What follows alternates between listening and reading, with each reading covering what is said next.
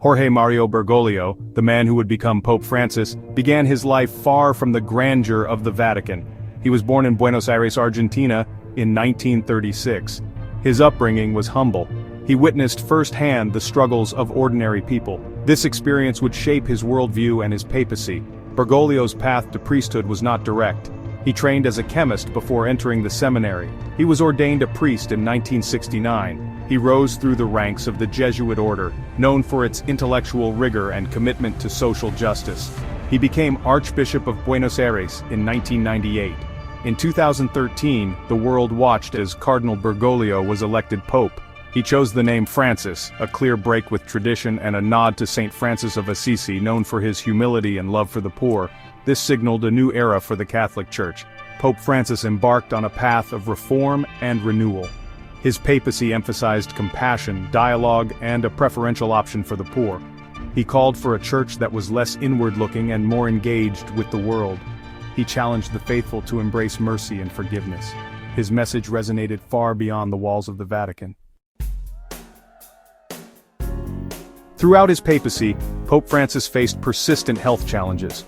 He suffered from respiratory issues stemming from a lung surgery in his youth. He also experienced mobility problems, often seen using a cane or wheelchair. Despite these difficulties, he maintained a demanding schedule.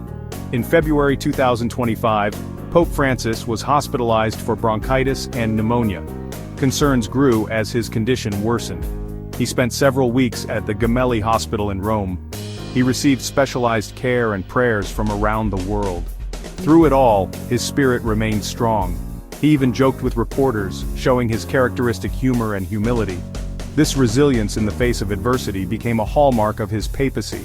He taught by example, showing that faith and perseverance could overcome even the toughest challenges. His health struggles, rather than diminishing him, seemed to bring him closer to the people. He understood suffering. This empathy deepened his connection with those who were hurting. It reinforced his message of compassion and hope. Pope Francis embarked on a path of reform within the Church, emphasizing humility and simplicity. He chose to live in the Casa Santa Marta guest house rather than the opulent papal apartments. He shunned expensive vestments and often wore simple white robes. He challenged the clericalism and careerism that he saw as hindering the Church's mission. He called for a more inclusive church, open to dialogue with those on the margins. He appointed women to key positions within the Vatican, breaking with centuries of tradition. One of his most significant reforms was the updating of the papal funeral rites in 2024.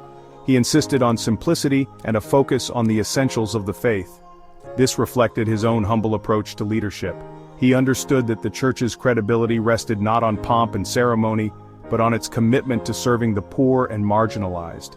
His reforms were not without their critics, but they resonated with many Catholics who yearned for a more humble and compassionate church.